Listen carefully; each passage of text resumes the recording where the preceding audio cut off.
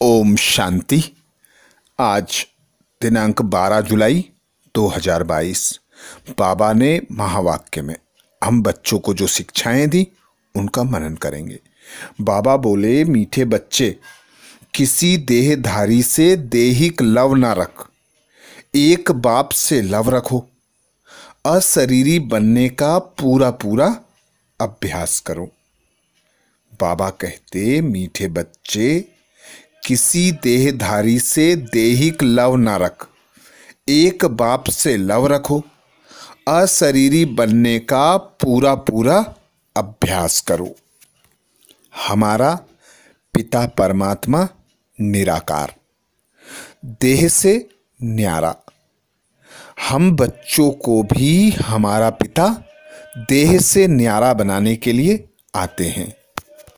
हम बच्चों को अशरीरी बनने का पुरुषार्थ कराते हैं, जिसके लिए बाबा कहते, किसी भी देहधारी से लव ना रखो, खुद के देह से भी ना रखो, क्योंकि अब तुम्हें जाना है अपने पिता के साथ अपने घर। तो तुम आत्माएं अपने घर से बिना शरीर के आई थीं, अब शरीर को यहीं छोड़कर जाना है। तो देह के सब संबंधों को भूल एक भी संबंध में लगाव रहा तो बाबा कहते यहीं रह जाएंगे। इसीलिए बाबा कहते, मुझे याद करो। मैं तो कहता नहीं हूं कि किसी देहधारी को याद करो। बाप सम्मुख बात कर रहे हैं। कल्प पहले भी ऐसा समझाया था। वर्षा भी तुमको बाप दादा द्वारा मिलता है, ऐसे नहीं कि मम्मा से मिलता है। तुमको देह अभिमान आ जाता है, देहधारियों से लव हो जाता है। हे आत्माएं, तुम नंगी आई थीं, फिर पार्ट बजाते बजाते अब 84 जन्म पूरे हुए। अभी मैं कहता हूं तुमको वापिस चलना है, तो मामेकम याद करो। मामेकम याद करने से ही विकर्म विनाश होंगे। देहधारी को याद करने से विकर्म विनाश नहीं होंगे। तुम अंजाम करते थे कि बाबा आप आएंगे तो आपको ही याद करेंगे। तुमको इस पुरानी दुनिया में अब रहना ही नहीं है, इसमें कोई चैन नहीं है। इसलिए कहते हैं ऐसी जगह ले चलो जहां सुख चैन मिले। तुम कहते हो हम पहले जाएंगे शांति धाम, जहां शांति ही शांति होगी, फिर आएंगे सुख धाम में। तो बाबा कहते, सुख धाम में शांति और सुख दोनों हैं।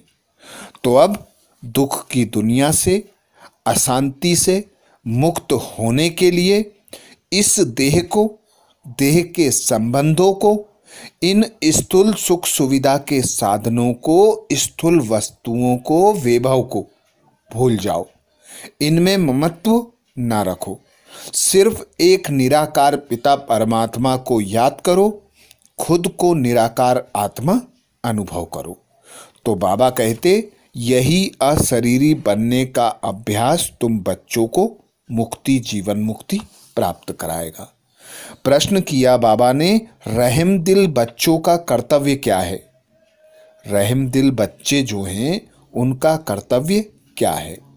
उत्तर में बाबा कहते, जब कोई फालतू बात करे तो उसकी फालतू बात ना सुन, उनके कल्याण अर्थ बड़ों को सुनाना, यह रहम दिल बच्चों का कर्तव्य है।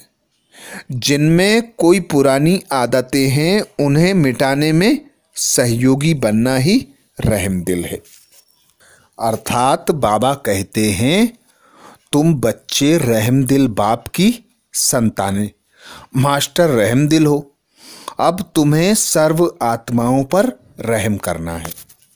जिस प्रकार तुम्हारे पिता सब अपकारों को भुलाकर, सब ग्लानि को भुलाकर सब पर उपकार करते हैं, तो तुम भी बच्चे मास्टर रहम दिल हो। उस पिता उपकारी की संतान हो। अब तुम बच्चों को भी कोई व्यर्थ बातें नहीं सुननी है, कोई व्यर्थ बातें नहीं करनी है। जिन बातों में सबका कल्याण हो वही बातें सुननी और सुनानी है। तो बाबा कहते हैं, जानते हो हम आत्माओं से बात करते हैं, हम इनके कानों से सुनते हैं, बाबा इस दादा के मुख द्वारा बोलते हैं। जो रत्न बाबा के मुख से निकलते हैं वही अब बाबा कहते तुम बच्चों के मुख से निकलनी चाहिए। फालतू बातें सुनते हुए भी नहीं सुनना है। कोई तो बैठ खुशी से सुनते हैं। बाबा कहते हैं ऐसी बातें सुनो मत। रहम दिल बन, किसमें कोई पुरानी आदत है तो मिटानी चाहिए। हाजी कर सुनना नहीं चाहिए। जो बाबा सुखधाम का मालिक बनाने आए हैं, ऐसे बाबा की ग्लानि तो हम सुनेंगे नहीं। हमको तो शिव बाबा से वर्षा लेना है, औरों की बात से हमें क्या मतलब। कोई सुने या ना सुने, हमें ज्ञान का सूरमा पहनकर, ज्ञान अंजन लगाकर अब सब जो बाबा सुनाते हैं वही सुनना है। और जिन बातों में सर्व आत्माओं का कल्याण हो, विश्व का कल्याण हो, ऐसी बातें ही सुननी और सुनानी है। क्योंकि बाबा ही आकर सभी को मुक्ति, जीवन मुक्ति देते हैं और कहते हैं सिर्फ 2 शब्द याद करो, अल्फ और बे। अगला प्रश्न किया बाबा ने, कौन सा टाइटल किसी देहधारी को नहीं दे सकते लेकिन ब्रह्मा बाप को दे सकते हैं? कौन सा टाइटल किसी देहधारी को नहीं दे सकते लेकिन ब्रह्मा बाप को दे सकते हैं? उत्तर में बाबा कहते श्री का टाइटल, क्योंकि श्री अर्थात श्रेष्ठ, पवित्र को कहा जाता है। किसी देहधारी मनुष्यों को यह टाइटल दे नहीं सकते क्योंकि भ्रष्टाचार से जन्म लेते हैं। ब्रह्मा बाप को श्री कहते हैं क्योंकि इनका जन्म अलौकिक है। अर्थात बाबा कहते इस पुराने रौरव नरक में, अर्थात इस पुरानी दुख की दुनिया में सब भ्रष्टाचारी हैं, सब कुख वंशावली हैं। बाबा आकर ब्रह्मा बाबा को अलौकिक जन्म प्रदान करते हैं। ब्रह्मा बाबा भी सन्यास लेकर इस पिता परमात्मा के यज्ञ की संभाल करते हैं। कर्म सन्यास नहीं करते, कर्म योगी रहकर एक पिता परमात्मा की याद में रहकर श्रेष्ठ कर्म करते हैं और वही संपूर्ण कर्मातीत स्थिति का अनुभव कराते हैं। अर्थात इस दुनिया में किसी को भी पिता श्री नहीं कह सकते। श्री माना ही श्रेष्ठ। एक भी मनुष्य इस सृष्टि पर श्रेष्ठ नहीं है। यह तो एक की ही महिमा हो सकती है। यहाँ सब भ्रष्टाचार से पैदा होते हैं, इसलिए श्री नहीं कह सकते।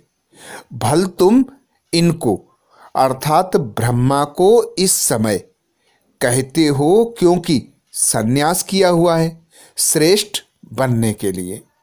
तो बाबा कहते यह फरिश्ता बन संपूर्ण संपन्न अनुभूति करते हैं और सभी को कराते हैं। इसलिए श्री का टाइटल प्रजापिता ब्रह्मा को दे सकते हैं।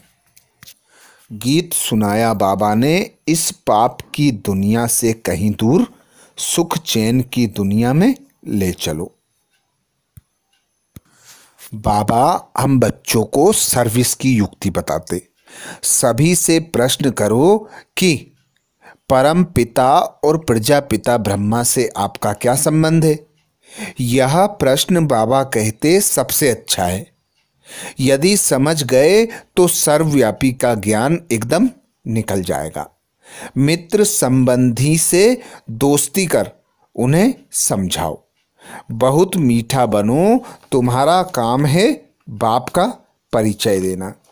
भल दुश्मन हो परंतु उनसे भी मित्रता रखनी है। बाप कहते हैं तुमने आसुरी मत पर चल मुझे गाली दी है, तुमने ईश्वर पर अपकार किया है, फिर भी ईश्वर तुम पर उपकार करते हैं।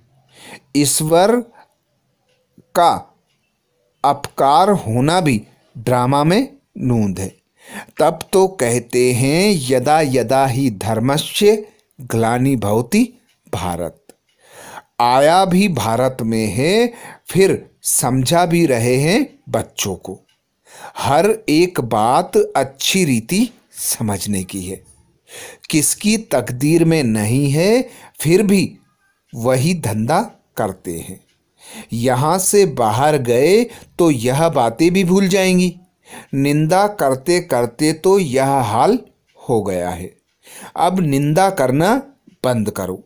सिर्फ पंडित भी नहीं बनना है, तुम पक्के राजयोगी हो, ऐसे समझाओ तो तीर लगे। खुद में खामी होगी तो दूसरों को बोल नहीं सकेंगे, पाप अंदर खाता रहेगा। बाबा हर बात बहुत अच्छी रीति समझाते हैं।